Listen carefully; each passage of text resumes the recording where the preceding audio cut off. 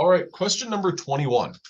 Argon has three major isotopes, 36, 38, and 40. These three isotopes have the following masses and abundances. I'm going to switch over to my whiteboard so I can write all this out. I've got three different isotopes with three different abundances. We've got 35.97, which is 22.5%. We've got 37.96, which is 27.5%. And finally, 39.96, which is 50.0%. Now, based on this information, what is the average atomic mass? Now, to solve this problem, the easiest and most direct way of doing it is to convert these percentages into decimal. So 0.225, 0.275, and 0.500.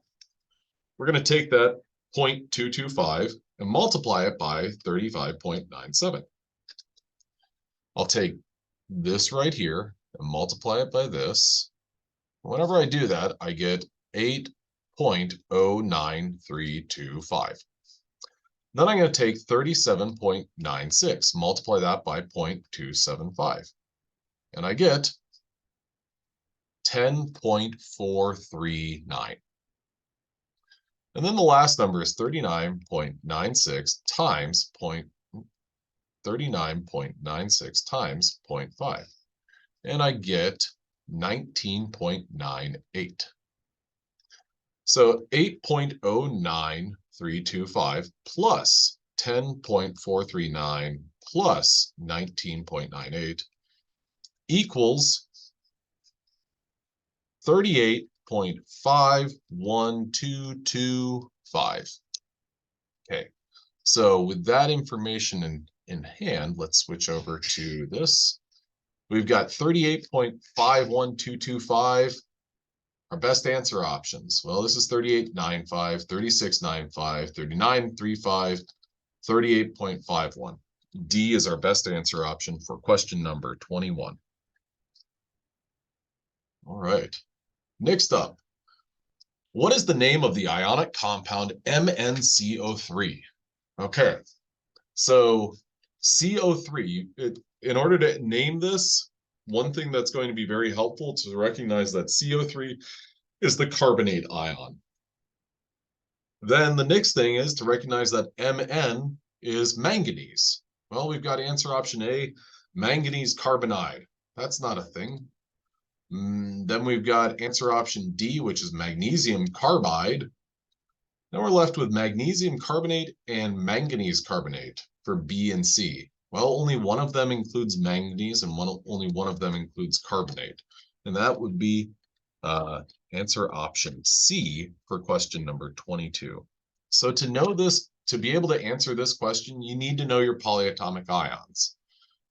Next up is, what is the name of HCl? HCl is one of our strong acids, and it follows the formula of hydro and then chlor, or the root name of the anion, in this case chlorine, so chlor, and then the suffix ic, acid, hydrochloric acid.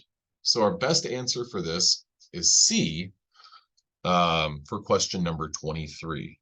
Now, there are some other appealing answer options, like chloric acid sounds neat because, well, it's chlorine. Ic acid includes that, but you've got to remember that hydro. Okay, what is the formula for the compound potassium phosphate? In order to answer this question, again, you need to know your polyatomic ions.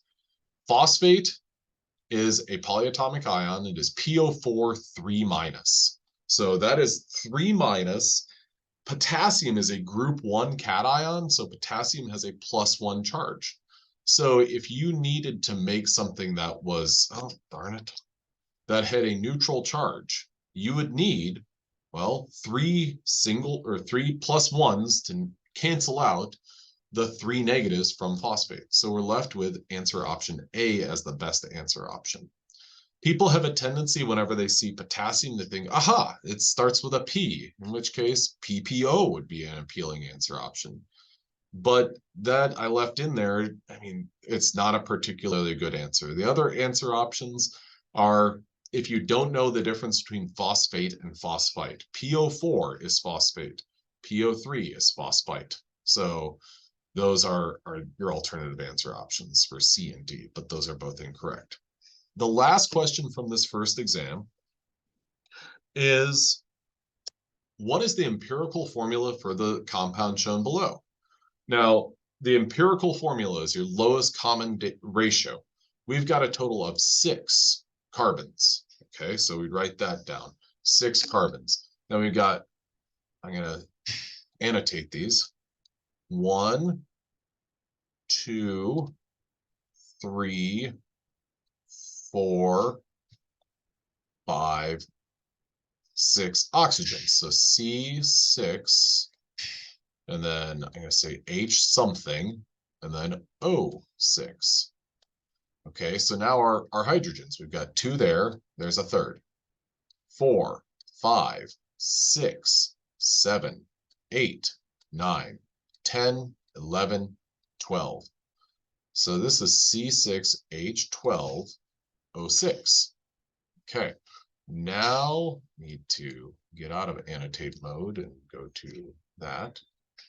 And everything goes with it, unfortunately. So C6H12O6, well, that is our formula. That is our molecular formula. The molecular formula tells you everything that's in there, but our empirical formula shows us our lowest common ratio. You could divide all of these subscripts by 6, and you would end up with CH2O, in which case B is our correct answer for question number 25.